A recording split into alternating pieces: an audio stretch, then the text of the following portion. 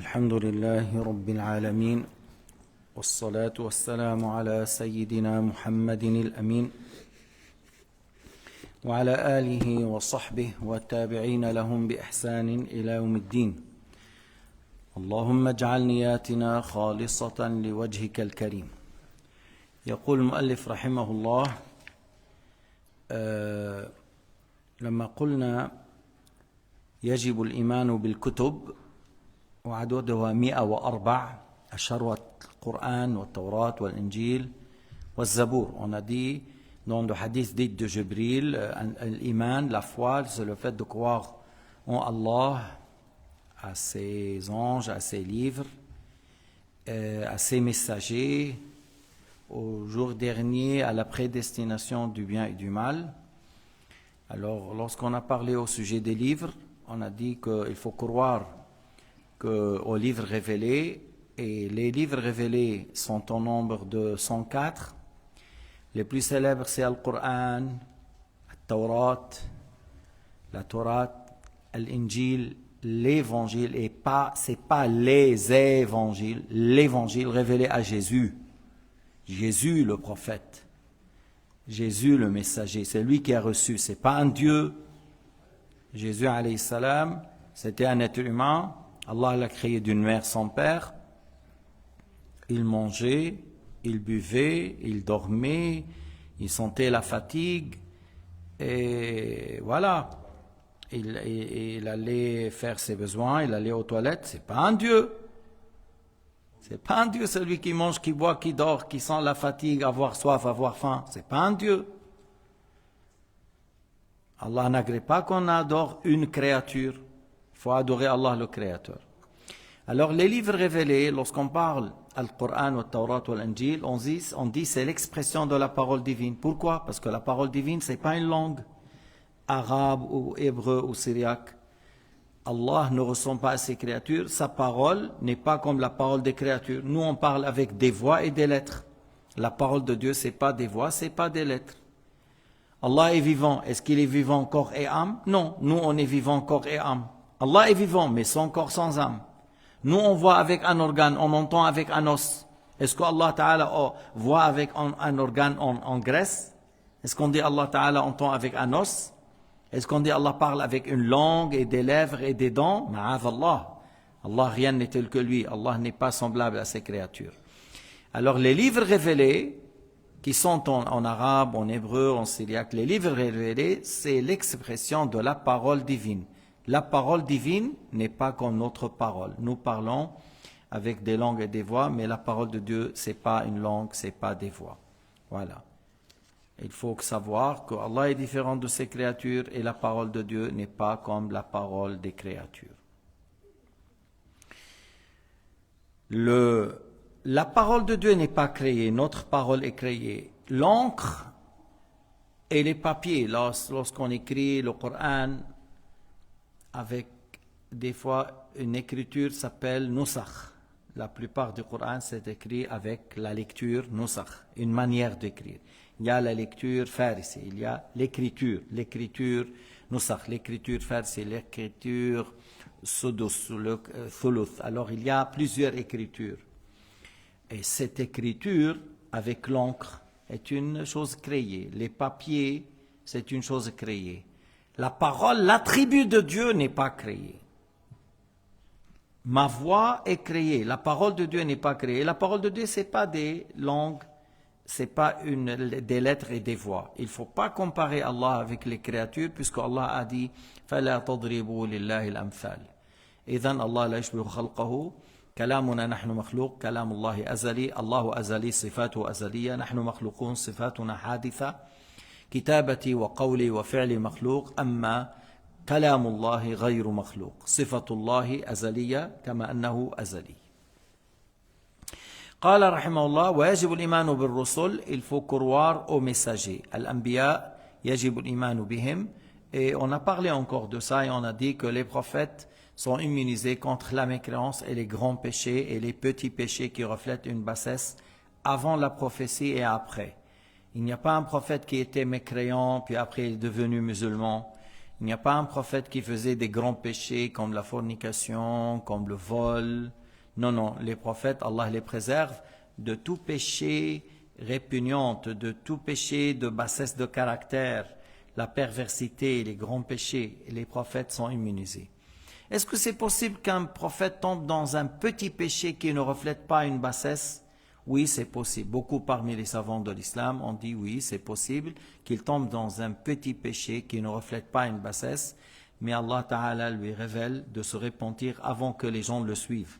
Parce que certains savants ont dit non, les prophètes sont immunisés même contre les petits péchés qui ne reflètent pas de bassesse. Ils sont immunisés. Ils sont immunisés contre toutes sortes de péchés.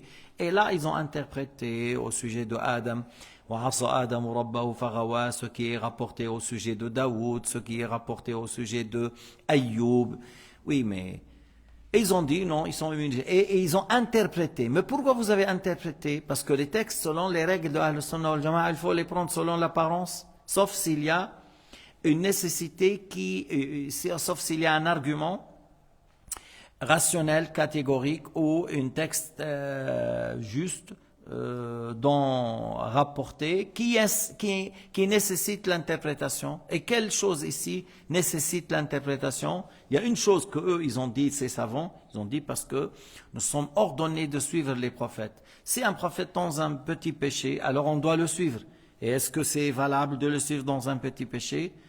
Alors les autres savants ils ont dit Allah Ta'ala leur révèle de se repentir avant que les gens les suivent. Parce que ces petits péchés peuvent avoir lieu rarement, et pas, ils n'ont pas dit c'est des choses qui arrivent souvent, ils ont dit c'est possible et rarement, et ils se repentent avant que les gens les suivent. Alors il n'y a plus cette nécessité de dire alors j'interprète tel texte au sujet de Adam, j'interprète tel texte et tel texte au sujet de Ayoub, au sujet de Daoud, et d'autres textes encore.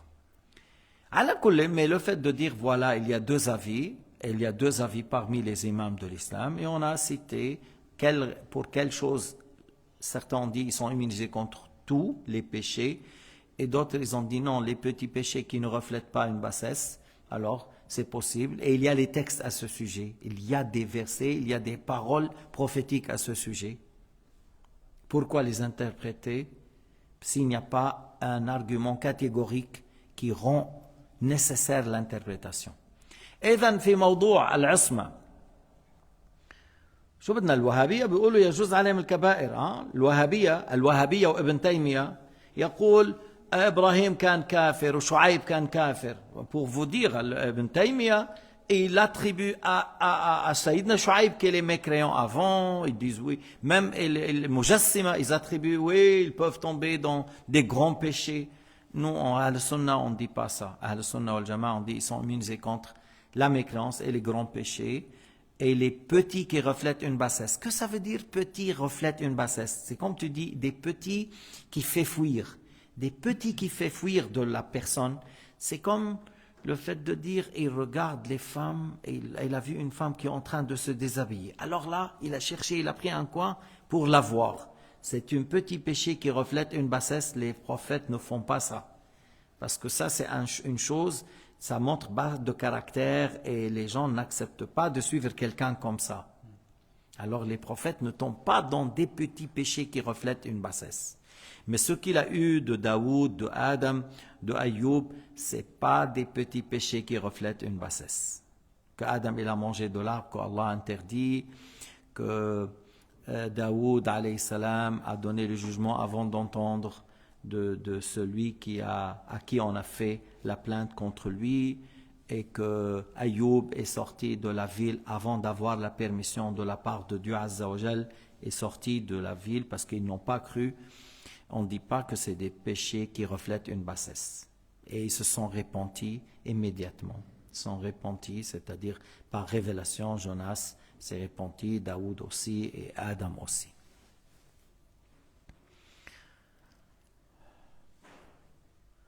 هلا il y a des gens في أناس موصوفين بالدناءة والحقارة والخسة أمثال المناوي والمهابيل الثلاثة. Alors هؤلاء vraiment des gens à bas niveau. J'ai dit il y a des gens à bas niveau comme quelqu'un qui au Danemark s'appelle Minawi. J'ai dit 3 Charlotte, 3 idiots ici encore. Ils savent que les savants de l'islam ont dit ça et ils essayent de nier qu'il y a parmi les savants les mujtahidines qui ont dit que c'est possible qu'ils tombent dans un petit péché qui ne reflète pas une bassesse de caractère.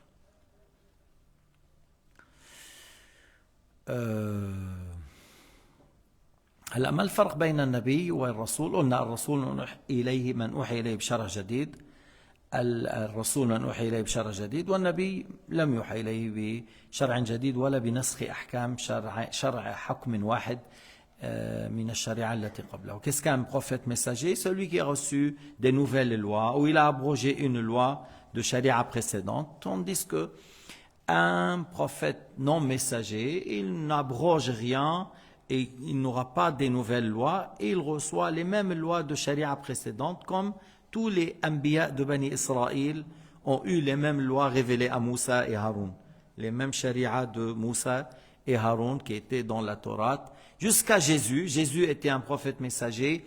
Il a abrogé certaines lois comme Allah Ta'ala l'a dit dans le Coran وَلِأُحِلَّ لَكُمْ بَعْضَ الَّذِي حُرِّمَ عَلَيْكُمْ, et pour vous rendre licite certaines choses qui étaient illicites. Et il a dit, et je vous annonce l'arrivée d'un prophète après moi, il s'appelle Ahmad. Et Jésus a parlé dans notre prophète Mohammed par le nom Ahmad, et c'est écrit dans l'évangile avec la langue syriaque. Le sens du mot Ahmad, c'est lui qui loue Allah le plus. Le nom Ahmad est écrit dans l'évangile de Jésus. Et les rabbins ou les juifs, les connaisseurs, ils l'ont connu comme ils connaissent leurs enfants. Tu vois, si Abdullah il a un fils et on le met dans 3 milliards d'enfants, il dit c'est mon fils. Tu ne vas pas te tromper. Et Allah Ta'ala a dit que ces gens-là, ces connaisseurs de parmi les gens de livre, ils connaissent le prophète Mohammed comme ils connaissent leur fils. Mais pourquoi ils ne l'ont pas suivi? Celui qui le connaît, c'est un prophète messager comme il sait son fils. L'orgueil, al-kibr, l'orgueil. بعض الأحيان هكذا. الكبر يمنع الإنسان. إبليس بيعرف إنه آدم على حق وهو على الكفر. Satan sait que lui, il est mécréant et Adam, il est sur la vérité. Il sait que Adam va au paradis et lui, il va à l'enfer. C'est l'orgueil. C'est l'orgueil. Des fois, tu parles avec des gens, tu veux pas, il te dit, va toi au paradis, moi je vais aller en enfer. Il te dit comme ça. Il te dit, va toi au paradis. Et il insiste jusqu'à la mort. Mais le jour du jugement, il souhaite s'il était un cochon hein, ou un rat. Le jour du jugement, lorsqu'il va à l'enfer, il souhaite s'il était un cochon ou un rat et qu'il n'était pas mécréant. Al-Kibr, min akhtar dhunub, hatta pour vous attirer l'attention. Nous, qu'est-ce qu'on a comme expérience dans la vie, nous? On n'a pas assez. Sayyidina Nuh, il a vécu 1700 et quelques. 1700 et quelques. Il a réuni les 3 fils. Il a dit, je vous ordonne 2 paroles, je vous mets en garde contre 2. Je vous ordonne la ilaha illallah, il n'y a pas d'autre Dieu à part Allah. Je vous ordonne de dire subhanallah. Et je vous mets en garde contre 2. Shirk, adorer autre qu'Allah. Je vous mets en garde contre shirk, contre la mécréance, contre le fait d'adorer autre qu'Allah. Et l'orgueil. Mais si tu dis il y a des centaines de péchés, il y a des centaines de péchés. Nous, il a parlé, mise en garde contre le shirk, le kufr, la mécréance et l'orgueil. Vous savez pourquoi? Quelqu'un qui a vécu sur la terre 1700, il a bien compris que celui qui a l'orgueil, il est capable de faire tous les autres péchés. S'il a l'orgueil, il est capable de faire le tout. Il est capable de tuer, capable de faire tout le reste des péchés par l'orgueil. Satan, par l'orgueil, il a fait tout, la mécréance et encore plusieurs sortes de mécréance. Il a fait des choses terribles, l'orgueil. Et si tu as un peu d'orgueil, celui qui a un peu d'orgueil, l'équivalent de grain de moutarde d'orgueil, mérite l'enfer. Alors il faut s'éloigner complètement de l'orgueil. يجب اجتناب الكبر. القليل من الكبر خطير. القليل من الكبر خطير. Le peu d'orgueil est dangereux. ويجب للأنبياء أيضا العصمة كما ذكرنا ويجب لهم الذكاء والتبليغ. Tous les prophètes sont intelligents. Il n'y a pas un prophète qui lui manque d'intelligence. Tous sont intelligents. Maintenant, on parle de Sulayman, a été un peu distingué par sa forte intelligence, mais tous les prophètes étaient très intelligents, et Sulayman encore en plus. Encore en plus. Et Sayyidina Muhammad est plus intelligent que lui, de toute façon. At-tablir, le fait de transmettre. Shia, ils disent qu'Allah a ordonné à Sayyidina Muhammad de transmettre, de dire Ali le calife après toi. Et que le prophète, ils disent, après le pèlerinage d'adieu, a hésité. Il a eu peur que les Arabes ne vont pas accepter. Comment ça? Le prophète hésite de transmettre, de faire ce qu'Allah lui a ordonné? Hein? Le prophète hésite. Et pourquoi les Arabes, ses compagnons, ils ne vont pas accepter qu'Ali est un calife? Pourquoi? S'ils ont accepté que Sayyidina Muhammad est le messager de Dieu, hein? Pourquoi ils ne vont pas accepter que son cousin, le mari de sa fille Fatima, soit son successeur, le calife? Pourquoi? Quelle raison? Et il a embrassé l'islam en étant enfant. Pour quelle raison? Ces gens-là, ils ont combattu leurs frères, leur père. Ils ont délaissé les biens, les maisons, la tribu, la famille. Ils ont quitté la Mecque pour rejoindre l'Éthiopie, pour l'islam. Alors maintenant, ils vont tout gâcher contre Sayyidina Ali. Comment ça se fait? Kif? Quelqu'un qui a délaissé son pays, son argent, sa famille, son épouse, ses biens, la Mecque, pour être en Abyssinie, pour sauver son islam. Alors, si Sayyidina Muhammad dit Ali le calife, alors il va tout casser, il va être il est contre l'islam. Les chiites, ils disent ça. Mais comment ça se fait? Allah les a loués dans le Coran, dans plusieurs ayats, c'est pas une ayah, des dizaines de ayats. Et parmi ces ayats, les premiers qui ont embrassé l'islam, parmi les immigrés et les auxiliaires, et ceux qui les ont suivis, c'est vous, Ahl Sunnah wal Jama'a, Shia ne rentre pas dedans, parce que Shia ils disent on suit les 12 imams. Les 12 imams immunisés contre les prophètes, ils sont comme les prophètes. Non, ils disent qu'ils sont meilleurs que les prophètes. Alors ils disent on suit les 12 imams qui sont meilleurs que les prophètes. Mais Allah a loué les compagnons, et ceux qui suivent les compagnons, et qui seront dans le paradis éternellement. Alors pour qui Allah a promis le paradis? Pour les premiers qui ont embrassé l'islam, et ceux qui les suivent. Les premiers qui ont embrassé l'islam, le premier des premiers, c'est Abu Bakr. Les premiers des premiers, c'est Abu Bakr. Et tu cites encore, jusqu'à tu dis Omar, il était le 40e. Il est parmi les premiers. Et c'est vous que vous avez suivi les compagnons. Allah a promis le paradis pour ces gens-là. Allah, d'après Shi'ach, quoi? Il est juste ou pas juste? Allah a promis le paradis et c'est pas juste? والسابقون الأولون من المهاجرين والأنصار والذين اتبعوهم بإحسان رضي الله عنهم ورضوا عنه وأعد لهم جنات تجري تحتها الأنهار خالدين فيها أبدا. هيدي آية, ça c'est une آية. Mais ils disent le prophète a hésité. Pourquoi le prophète a hésité? Parce que Sayyidina Muhammad il a peur de Abu Bakr, ou Sayyidina Muhammad a peur de Sayyidina Omar, ou Sayyidina Muhammad a peur de qui? Lorsqu'il a confronté Quraysh, ils étaient à peu près 1000, lui il avait 313, ses compagnons étaient avec lui, ils ont dit si tu rentres dans la mer, on rentre derrière toi.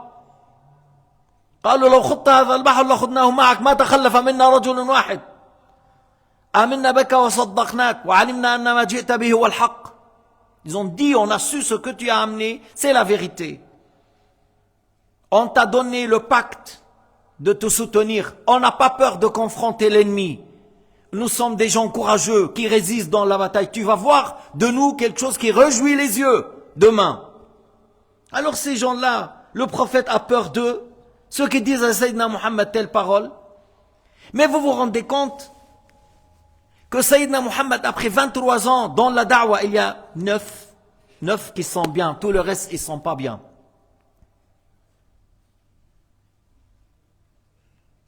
Sayyidina Muhammad, après 23 ans, il n'y a que 8 élèves, 9 qui sont bien, le reste sont mauvais. Et vous, l'un de vous, il a des milliers et des milliers qui sont Wa Husayna. Alors c'est ça qui, vous arrivez à avoir des milliers, Sayyidina Muhammad n'a pas eu. C'est-à-dire vous êtes plus fort que Sayyidina Muhammad dans la da'wah. Vous connaissez les hommes plus que Sayyidina Muhammad. يعني أنتم تزعمون أنكم أقوى وأعرف بالرجال ومعادن الرجال والدعوة والطرق إلى الله أكثر من سيدنا محمد. بعد 23 سنة سيدنا محمد ما طلع إلا 10 أقل من 10 وكل الصحابة بعد ذلك انقلبوا. إذن الله آيات التي نزلت في القرآن في من نزلت؟ Les versets qui ont été révélés au sujet de Muhammad et ses compagnons, il s'agit de qui là? قول الله تعالى كنتم خير أمة أخرجت للناس في من نزلت؟ كنتم خير أمة أخرجت للناس تأمرون بالمعروف وتنهون عن المنكر وتؤمنون بالله. Vous êtes la meilleure communauté qu'on a fait sortir pour les gens. Alors la meilleure communauté qu'on a fait sortir aux gens, les premiers, les élèves de Sayyidina Muhammad sont les plus mauvais d'après les chiites. هكذا تقول الشيعة. بس أنا بدي أفهم هيدي كيف تركب بإنسان عنده شوية فهم شوية. Celui qui a un peu de raison, comment il peut accepter que la parole de Dieu, vous êtes la meilleure communauté qu'on a fait sortir pour les gens, vous ordonnez le bien, vous blâmez le blâmable et vous croyez en Dieu. تعرفوا على قواعد الشيعة تكون الآية كذب. Selon les règles de Shia, la parole de Dieu est du mensonge. Et d'après eux, Allah doit dire, vous êtes la pire des communautés qu'on a fait sortir pour les gens. Vous blâmez le bien, vous ordonnez le mal, et vous ne croyez pas en Dieu. Selon les règles على قواعد الشيعة هيك بتكون الآية كنتم شر أمة أخرجت للناس تأمرون بالمنكر وتنهون عن المعروف ولا تؤمنون بالله. لكن نحن بنقول القرآن نزل mais on dit القرآن نزل كنتم خير أمة أخرجت للناس تأمرون بالمعروف وتنهون عن المنكر وتؤمنون بالله. في من نزلت هذه؟ ما تقولي نزلت بآل إيران وقم وأنا من vous dites cette ayah c'était révélé à Sayyidina Muhammad, mais il s'agit de 1400 années après lorsque le Khomeini est apparu. La ilaha illallah. Rabbi yu'ti al-fahma liman yasha. Allah Ta'ala donne la compréhension et la sagesse à qui il veut. نعم. Sayyidina Ali min awladu ismu Abu Bakr. Il y a Sayyidina Ali parmi ses enfants, parmi ses fils. Il y avait certains qui les a nommés Abu Bakr. Ça veut dire Sayyidina Ali, il déteste Abu Bakr, alors il a nommé son fils Abu Bakr. Comment ça? Comment? Ou Uthman, ou Omar. Mais pourquoi il déteste ces gens-là? Il les considère apostats, il considère ces gens égarés et il a donné à ses fils. Moi je connais, il y a quelqu'un en Tunisie, il a donné son nom à mon nom. Et j'étais en Afrique, voilà. Moi je dis, ces gens-là, ils ont tellement de l'amour et de respect pour moi. Ils ont donné à leur fils mon nom. Mais il y en a d'autres qui ont donné, pour dire, mais ça c'est un signe que il a un respect pour toi. Et Sayyidina Ali, lorsqu'il donne à son fils le nom Abu Bakr, qui est tué avec le Hussein à Karbala. Alors, voilà, Tabligh, un Nabi Muhammad a transmis tout ce qu'Allah lui a ordonné sans hésitation. Sans hésitation. Nabi, la yakhsha fillahi lawmata la'im, il ne craint personne. Il a combattu les gens qui adorent les idoles. Il les a critiqués. Il a critiqué leur... Allah Ta'ala lui a dit de dire قُلْ يَا أَيُّهَا الْكَافِرُونَ لَا أَعْبُدُ مَا تَعْبُدُونَ. Lorsqu'ils ont dit, tu adores mon Dieu une année, on adore ton Dieu une année. Une année. Allah Ta'ala a révélé قُلْ يَا أَيُّهَا الْكَافِرُونَ لَا أَعْبُدُ مَا تَعْبُدُونَ. Dis, ô vous les mécréants, ô vous les mécréants, je n'adore pas ce que vous adorez. Je n'adore pas ce que vous adorez. Et vous adorez pas celui que je l'adore. إذن النبي عليه الصلاة والسلام لا يخشى. Il n'a pas peur Si Allah Ta'ala a ordonné à Sayyidina Muhammad de désigner Ali après lui, il allait tous les compagnons, et le premier Abu Bakr accepté. Tous les compagnons, inclus Abu Bakr et Omar, les premiers qui vont être acceptés. Mais Tul'ub Khurafa, c'est une légende, Khurafa ajiba ghariba, quelque chose de très étrange, que si vous demandez à tous les prophètes, tous les prophètes, depuis Adam, depuis Shith, depuis Idris, depuis Nuh, tu dis qui sont les meilleurs croyants, il va te dire ceux qui m'ont vu, qui m'ont suivi. Les apôtres, voilà, Moussa, les gens autour de lui, les premiers. Alors, Shia, ils disent non, chez nous, c'est les pires. Les compagnons de notre prophète, ils disent c'est les pires. La ilaha illallah. La ilaha illallah. بعدين Sayyidina Ali كان جبان. Et Sayyidina Ali était un homme peureux, lâche. Il a peur de Sayyidina Omar. Parce que si lui est désigné calife, alors pourquoi il n'a rien dit? Pourquoi il était derrière Abu Bakr, derrière Omar, derrière Othman? Est-ce qu'il a peur? Mais regarde, ils disent Omar a tué la fille de Sayyidina Muhammad Fatima. Allahu Akbar. Omar a tué la fille du prophète Muhammad. Et Sayyidina Ali était où? Il était caché quelque part dans la dernière chambre. Et c'est Fatima qui a voulu défendre Ali, c'est Fatima, et Ali était caché. Mais on a bien entendu que, beaucoup avant, Sayyidina Ali a confronté un grand héros parmi les Arabes, il s'appelle Amr ibn Abdi Wid. Il l'a confronté, il l'a tué. Parce que Amr, il a dit, qui sort pour moi? Personne n'a osé. Il a dit, c'est moi. Sayyidina Muhammad, il a dit, c'est Amr. L'autre, il dit, mais vous avez dit, si on vous tue, vous allez au paradis. Si on vous nous tue, on va à l'enfer. Qui veut? Voilà, il est con. Et Sayyidina Ali dit, c'est moi. À la fin, Sayyidina Muhammad, il a dit, sort. Allahumma a'inhu alayh. Oh Allah, soutiens-le. Sayyidina Ali, en étant très jeune, il a confronté un grand combattant expérimenté, très fort. De parmi Quraysh, il va avoir peur de Sayyidina Omar. Il laisse celui qui a tué Fatima vivant. Sayyidina Ali, il laisse celui qui a tué Fatima vivante. Ils ont écrit une banderole. Assalamu ala al-maksouri dhul'uha. Ils ont mis sur une banderole. Assalam ala al-maksouri dhul'uha. Assalam pour celle qu'on a cassé la côte. C'est-à-dire Omar, il l'a tué, il a cassé une côte. Et Ashja' al-Shuj'an, le plus grand courageux de parmi les compagnons, Sayyidina Ali, était présent et il n'a rien fait. Il n'a pas protégé Fatima, la fille du prophète, son épouse. Mais moi je suis sûr, chacun parmi vous, si quelqu'un il vient pour tuer son épouse, moi je suis sûr que vous allez être devant. Vous allez combattre jusqu'à la mort avant que ton épouse meure. Sauf Sayyidina Ali était caché. Allahu Akbar. Allahu Akbar. La yuqbal hadha la sharqan wa la gharba. Ne sera pas accepté par un musulman ni à l'est ni de l'ouest. Que quelqu'un dit, oui, Ali était caché et c'est Fatima était plus courageuse que lui. Il a été pour se défendre Ali et pour aller, on l'a tué.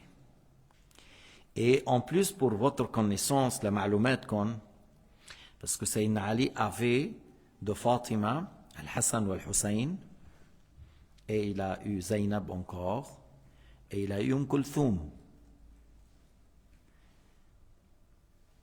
Kulthum, c'est la fille de Fatima et la fille de Ali. Ali l'a mariée à Omar. Ali l'a mariée à Omar. Haroun, tu n'es pas marié, toi. Mais supposons que tu es marié et tu as une fille. Quelqu'un a tué ton épouse. Après, tu vas lui donner ta fille à cette personne comme épouse? Celui qui a tué notre épouse, on lui donne notre fille comme épouse? Mais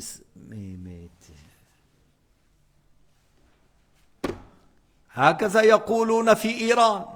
C'est comme ça qu'on dit en Iran.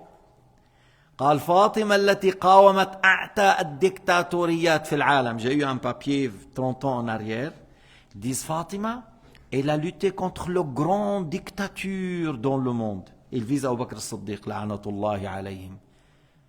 La'natullahi ala ha'ula al-majus, ha'ula al-furs. Ils disent le grand dictature du monde, c'était Abu Bakr. Allahu Akbar. C'est pas Hitler. C'est pas Mussolini, c'est pas Staline. Ils disent le grand dictature de la terre. Allahu Akbar. Walillahi fi khalqihi shu'un. Sayyidina Muhammad la yakhsha min tablighi shay'in amarahu Allah. Ne craint rien pour transmettre ce que Allah Ta'ala lui a ordonné. Si Allah Ta'ala a ordonné à Sayyidina Muhammad de dire qu'Ali est le calife, il allait le dire sans hésitation et les compagnons allaient le suivre sans hésitation. Abadan. لكن النبي قال كل الأبواب تسد إلا باب أبو بكر. Il a dit toutes les portes seront fermées sauf la porte d'Abu Bakr, parce que c'est lui qui sort le dernier pour le Jumu'ah, il doit avoir la porte ouverte. Alors, et Abu Bakr, il a été désigné. Mais il me reste une chose à vous rappeler, et on rappelle, on dort au Shia encore. Durant la maladie de Sayyidina Muhammad, 3-4 jours avant sa mort, il a ordonné à qui de diriger la prière? À Abu Bakr. Et Ali était où? À côté de lui. سيدنا محمد أمر أبو بكر أن يصلي بالناس. وسيدنا علي وين كان؟ كان بأفغانستان أو حد الصين. Est-ce que Abu Bakr, le prophète Mohammed a ordonné à Abu Bakr de diriger la prière lorsqu'il était malade? Ali, est-ce qu'il était en Chine? Est-ce qu'il était à Tahran? Est-ce qu'il était en Afghanistan? Il était à côté de lui. Mais pourquoi il n'a pas ordonné à Ali de diriger la prière si il l'a déjà désigné calife? Pourquoi il ne l'a pas désigné? Il a dit tu diriges la prière. Ils n'ont pas de réponse, mes frères. Et ça, c'est un hadith, ils ne peuvent pas nier. Parce que ça, c'est par tawatur. Ce n'est pas une personne qui a rapporté, ce n'est pas 2, ce n'est pas 3, c'est quelques millions, des millions, jusqu'à des milliers, jusqu'à des centaines de compagnons. Ali, ainsi, il a dit, on a accepté pour notre dunya, celui qu'on l'a accepté pour notre religion. Le prophète l'a désigné diriger la prière comme imam, on l'a accepté qu'il nous dirige dans la dunya. Il n'y a pas deux qui divergent dans cette communauté que Abu Bakr a dirigé la prière pendant la vie de Sayyidina Muhammad par l'ordre de Sayyidina Muhammad. إذا كان علي هو بده يكون خليفة وإنه الصحابة حيعارضوه، ليش ما رسول الله قال له صلي بالناس وأنا حي فيتكون شهادتي عليهم يوم القيامة؟ Pourquoi, d'après la manière de raisonner ces chiites, pourquoi le prophète Mohammed n'a pas ordonné à Ali de diriger la prière pendant que lui il est vivant et qu'il est malade? Comme ça sera témoin que je l'ai désigné calife. Je ordonnais qu'il dirige la prière à ma vue, à côté de moi. Et comme ça, s'ils font quelque chose, après je serai témoin le jour du jugement. Mais même pas une fois. Même pas une fois. Pendant 3 ou 4 jours, Sayyidina Muhammad, yani plus que 15 prières, c'est pour cela dit ou 4, plus que 15 prières, il a ordonné à Abu Bakr de diriger la prière. Il n'a pas dit chercher Ali. Aujourd'hui, Abu Bakr, mais chercher Ali, il faut qu'il... Non, il était à côté de lui.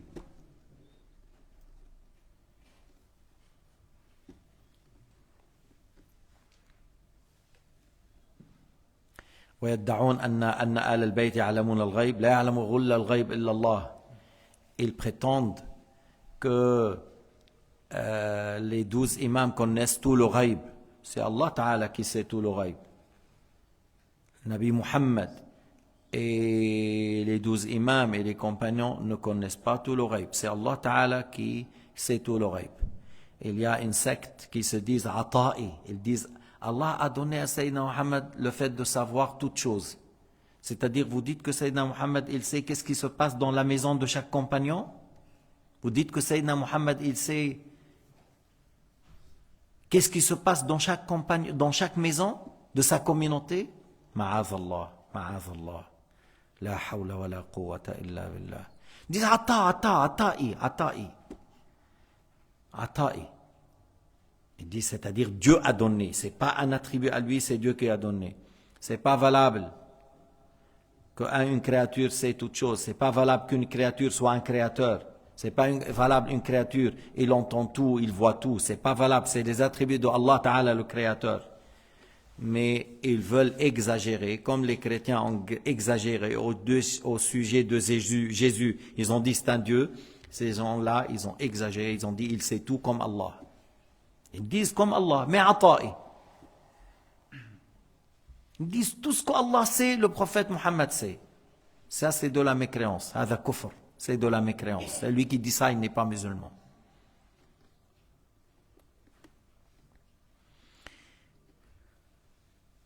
والأمانة هي الأمانة أيضا داخل فيها التبليغ l'honnêteté. Et dans l'honnêteté, le fait qu'ils transmettent ce qu'Allah leur ordonne. Ils ne cachent rien. Ils transmettent ce qu'Allah Ta'ala a ordonné.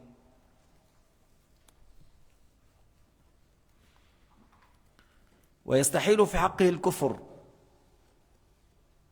يعني les prophètes sont immunisés contre la mécréance, contre les grands péchés, contre les petits péchés qui reflètent une bassesse. Al-Radhala, comme le vol, comme le regard avec désir pour les femmes, ça c'est Radhala. As-Safaha, c'est comme celui à bas niveau, il dit des gros mots, il insulte à droite, à gauche, voilà. Il agit contre la sagesse. On dit Safi, c'est quelqu'un qui est vilaine, qui est à bas niveau, qui est insolent, qui insulte à droite, à gauche. Voilà, tous les prophètes sont immunisés contre ça, contre toute bassesse de caractère, contre les grands péchés, contre la perversité, contre le fait d'agir contraire à la sagesse.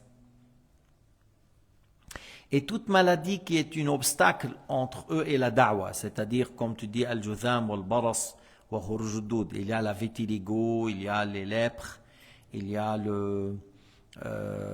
voilà qu'il y a une mauvaise odeur qui se dégage du corps. Il y a certaines maladies, tu vois, il y a une odeur qui se dégage, tu ne peux pas rester à côté. Et là, Allah Ta'ala préserve ses prophètes de toute maladie qui sera un obstacle entre lui et la da'wa. Et ça, le Cheikh Abdullah l'a dit, le Cheikh Samir il l'a cité, mais j'ai vu ça dans un livre de fiqh et de aqidah hanafi enseigné au Liban 80 ans en arrière. Ils ont mis ça, que les prophètes sont immunisés contre les maladies qui fait fuir, qui sera un obstacle. Alors c'est pas valable de dire que Job il sortait les vers de sa peau. Non, il était malade pendant 18 ans, il a patienté, ses enfants sont morts, tous ses biens ont été brûlés, et il a patienté tout le long de ces années-là. Et après 18 ans, mon Seigneur, je suis très éprouvé et tu es clément miséricordieux. Tu vois comment il a parlé. Allah Ta'ala lui a ordonné de taper la terre par son pied et il a fait jaillir 2 sources d'eau. Il lui a ordonné de boire de celui-là et de se doucher avec l'autre et toutes les maladies ont parti et il est trouvé ça. Même son épouse ne l'a pas reconnu. Il a dit, est-ce que tu as vu cet homme éprouvé? Il te ressemble beaucoup. Il a dit, c'est moi. Il a dit, c'est moi. إذن سيدنا أيوب لا نقول خرج منه الدود لكن إذا واحد ظن أنه خرج من الدود وصبر ولم يكن يتصور أن هذا يعيق عمل الدعوة كذا لا يكفر لكن إن كان يقول كان يأخذها يعيدها يقول كلي يا مبروك فهذا يكفر. Si quelqu'un il pensait que oui, ils sont tellement malades, il est tellement éprouvé jusqu'à ce point, sans imaginer que c'est un obstacle avec la da'wah. Alors il n'a pas mécru. Mais s'il dit que les vers qui tombaient, lui il prenait et il les remet de nouveau, il remet sur sa peau et il dit mange vers béni. Alors non, ça c'est contre la bonne croyance. Parce qu'au minimum, si quelqu'un qui est malade, il se soigne, mais pas il va dire au ver de manger de sa peau. Mais c'est des choses que des fois on les trouve dans certains livres. Comme vous voyez dans certains livres, ils disent Youssouf, il a baissé le pantalon lorsque la femme de trésorier de l'Égypte, elle s'est embellie. Elle était belle, elle s'est embellie et il lui a dit je suis prête pour toi. Et elle est venue avec des jolis physiques et corps et que lui, il a encore baissé le pantalon, il était au-dessus, il reste seulement l'acte. Alors ils disent, Jibril est venu sous l'aspect de son père Jacob en train de mordre les doigts. Et ils disent certains qu'il a frappé dans la poitrine et il a fait sortir le plaisir de son... Tout ça c'est du mensonge de Bani Israël. Mensonge pur et clair. Les prophètes ne cherchent pas à faire la fornication. Et d'ailleurs, elle a dit, après des années qu'on l'a mis dans la prison injustement, il a dit, maintenant les choses sont claires, la vérité est claire. C'est moi qui ai cherché à le séduire, mais lui, il a refusé catégoriquement. Alors, lorsqu'on dit refuser catégoriquement, et est-ce que ça colle avec le fait de dire il a baissé son pantalon, tout ça? Non. Il a refusé catégoriquement فاستعصم أبا إباء شديدا فاستعصم أبا إباء شديدا لكن همت به همت بزنا هم بدفعها. Elle a voulu le faire tomber sur elle et lui il a voulu la repousser, sauf qu'il a dit si je fais ça peut-être elle va avoir un signe ou quelque chose qui dit c'est lui qui m'a poussé, c'est lui qui a voulu. Alors il n'a pas fait pour ne pas laisser aucune chose contre lui. Et il a cherché la porte, il a cherché à sortir. Alors elle a déchiré la chemise de derrière et c'était un signe qu'il est innocent. أما أيضا بعض أهل الكتاب بقول لك داود بقول لك قتل ils disent Daoud il a tué quelqu'un ils disent il a tué Talut ou quelque chose, Goliath. Et Talut qui a tué Goliath, tu vois, ils disent Daoud l'a tué.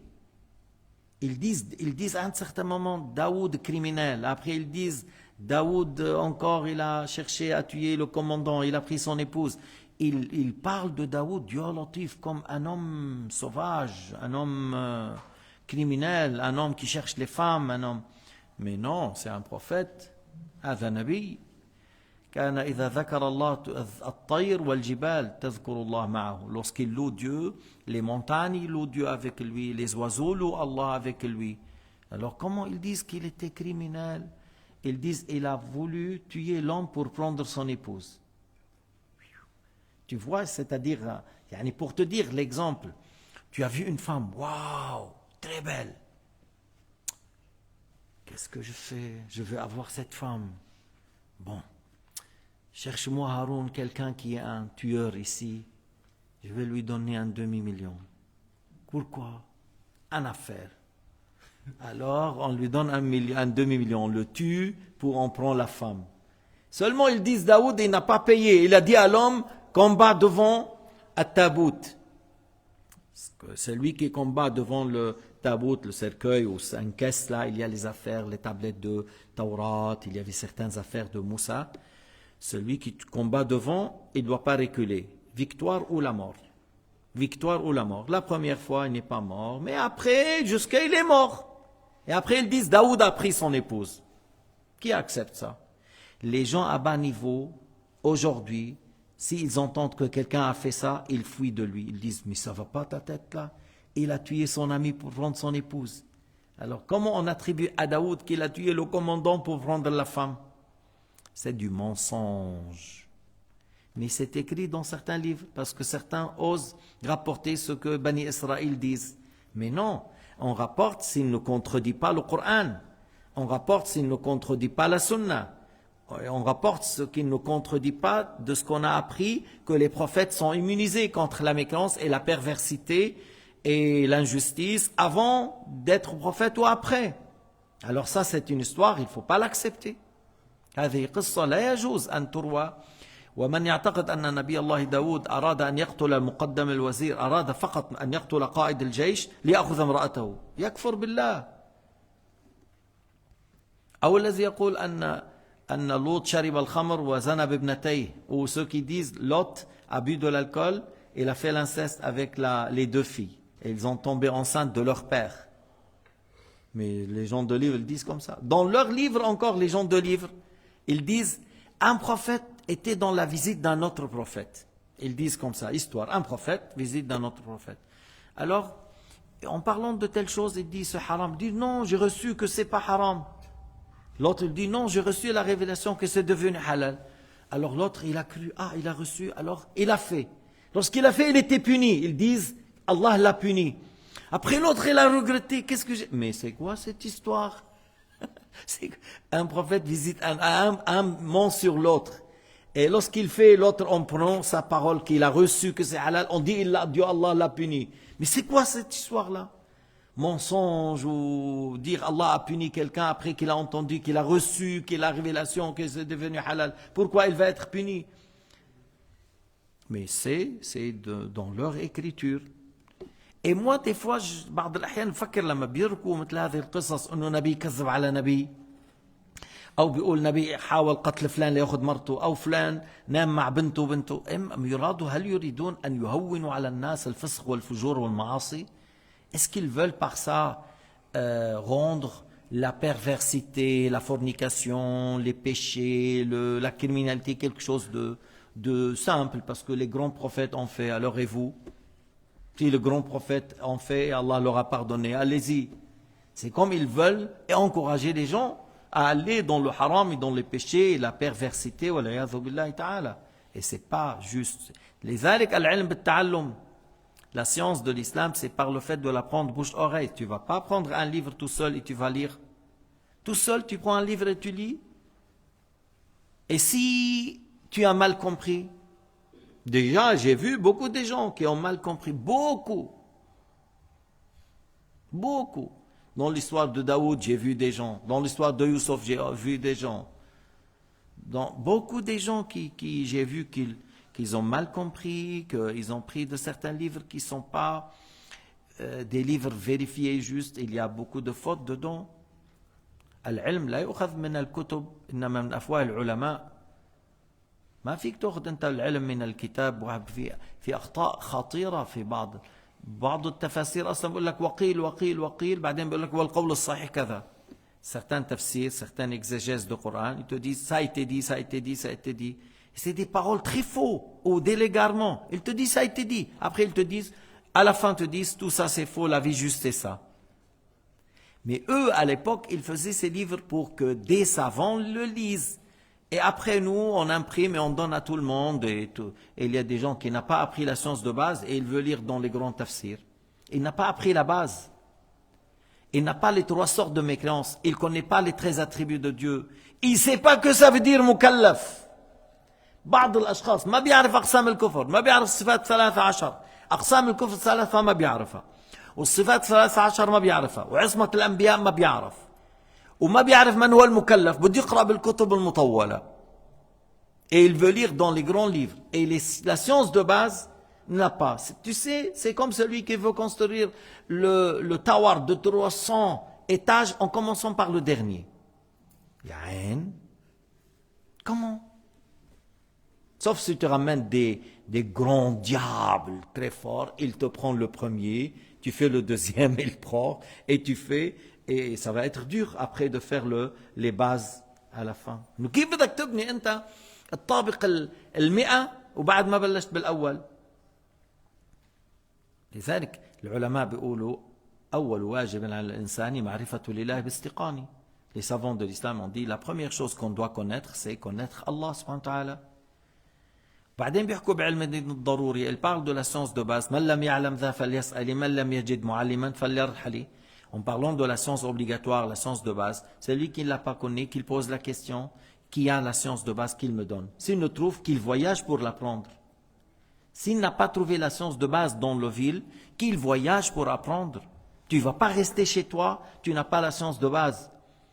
Avant d'aller, oui, je vais être docteur, je vais être ingénieur, tu dois obéir à ton créateur avant d'être ingénieur. Tu dois obéir à ton créateur avant d'être médecin. Parce que moi je connais, il y a des médecins, tu sais, lorsque tu fais médecine générale, c'est 7 ans, hein. Et lorsque tu spécifies chirurgien ou le cœur ou le hunjura inf, le nez, tout ça, encore 3-4 ans, c'est-à-dire tu fais 10-12 ans. Alors un grand docteur, il a fait le grand travail, un grand médecin en Angleterre, il est venu à Baalbek, notre ville, le lendemain il a fait l'accident et il est mort. Le lendemain il a fait l'accident et il est mort. Et il faut adorer ton créateur avant d'être docteur, mon frère.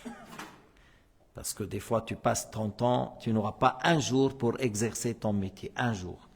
Mais si tu as obéi à ton créateur et tu es mort avant d'être docteur ou après, c'est pas grave, j'ai déjà fait le nécessaire.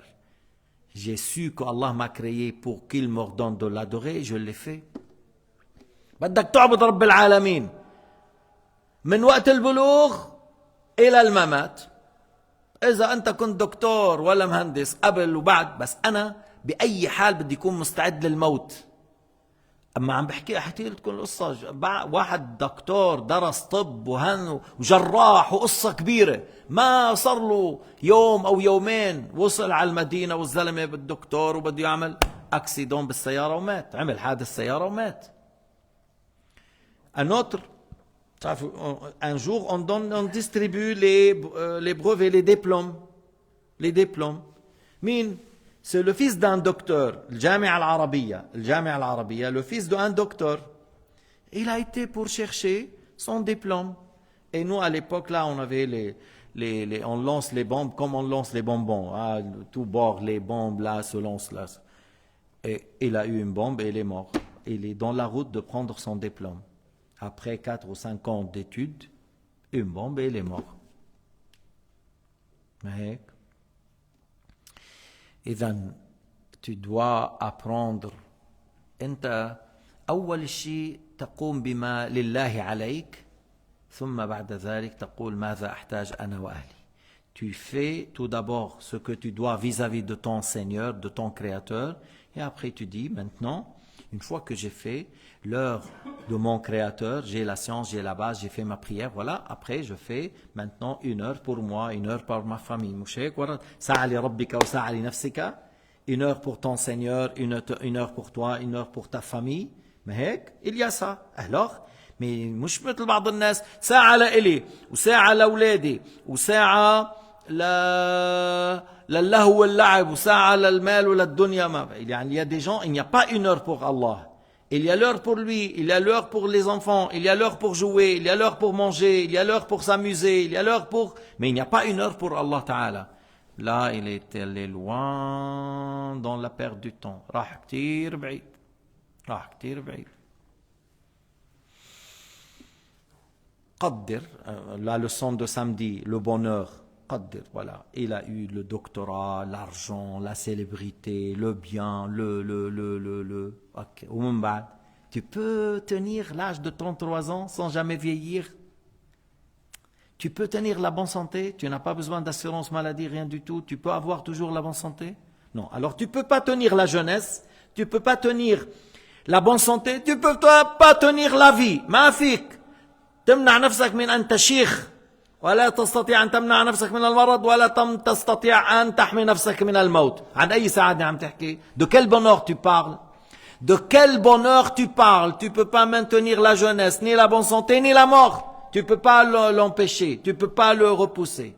Quel bonheur tu parles? أي سعادة عم تحكي؟ بس بلخصها إبراهيم بن أدهم était avec quelques amis. Ibrahim était un roi. Il a délaissé le pouvoir pour l'ibada. Alors, il était avec ses amis, ils ont fait la prière, il y avait un fleuve, l'eau pure, verdure, ils ont fait l'oudou, ils ont fait la prière, ils s'étaient allongés à côté du fleuve, il n'y a pas de souci, il n'y a pas de problème. Vraiment, il a dit, Ibrahim, si les rois connaissent ce qu'on trouve comme plaisir dans notre salat, dans notre ibadah, il allait nous combattre avec les épées pour l'avoir. Les rois. قال لو يعلم ملوك الأرض ما نجد نحن المسلمين من لذة في الصلاة والعبادات لحاربونا عليها بالسيوف لجالدونا عليها بالسيوف. Mais ces rois ne savent pas qu'est-ce qu'on trouve comme plaisir dans l'ibada, dans la prière. Ils ne savent pas. Alors son ami, qu'est-ce qu'il a dit? Yahya, qu'est-ce qu'il a dit son ami? Il a dit, Ya Ibrahim, طلب القوم النعيم فأخطأوا الصراط المستقيم ضلوا عن الصراط المستقيم. Il a dit, oh Ibrahim, les gens, c'est-à-dire de la dunya, ils ont cherché le bonheur, mais ils se sont trompés par le chemin. Allahu Akbar. Même Ibrahim était étonné de cette parole. Il a dit, depuis quand tu arrives à dire des choses comme ça? Ibrahim était étonné. Depuis quand tu dis telle parole? من متى تحسن هذا؟ يا إبراهيم طلب القوم النعيم Trump, Netanyahu, les criminels, les gens qui tuent, et on a les grands avions, on a tout ça. Alors vous cherchez quoi? Ils cherchent le bonheur. Quel bonheur? Sur la terre, vous vous trompez par le chemin. Parce que par la terre, il y a la mort. Et vous ne pouvez pas se défendre de la mort, ni de la vieillesse, ni de maladie. Et le jour du jugement, vous allez confronter tout ce que vous avez fait. Ils ont cherché le plaisir, mais ils se sont trompés par le chemin. Le chemin du bonheur, c'est la foi et l'obéissance qui te ramènent au paradis. Tu ne te trompes pas par le chemin, il n'y a que ça. Il n'y a que ça pour le bonheur. لا طريق للسعادة الحقيقية إلا بالإيمان والعمل الصالح وتموت على ذلك. Le chemin pour avoir le vrai bonheur, c'est la foi, l'obéissance, et tu meurs sur cet état. La foi avec l'obéissance, et tu meurs sur ça. Voilà le vrai chemin qui ramène au bonheur. Pourquoi? Là, non. Parce qu'une fois que tu rentres du paradis, tu as la jeunesse sans jamais vieillir. إذا دخل الواحد الجنة شاب لا يهرم, vivant sans jamais mourir, حي لا يموت, يعني il est vivant et ne mourra jamais. حي ولا يأتيه الموت, هذا مرادنا. لكن هذا تحت مشيئة الله, sous la volonté de Dieu. طيب. Et وما عنده عدو, et il n'a pas un ennemi. Il n'a pas un ennemi dans le paradis. دلوني على واحد في الأرض ما عنده ennemi. Indiquez-moi une personne sur la terre qui n'a pas d'ennemi. Indiquez-moi. Vous n'allez pas trouver. Vous n'allez pas trouver. Il n'y a pas une personne sur terre qui n'a pas d'ennemi. Dans le paradis, les gens du paradis n'ont pas d'ennemis. Et c'est ça le vrai bonheur. Mourir sur la bonne foi. Wallahu subhanahu wa ta'ala a'lam. Walhamdulillahi rabbil alamin. Wa sallallahu ala sayyidina Muhammad wa ala alihi wa sahbihi wa sallam.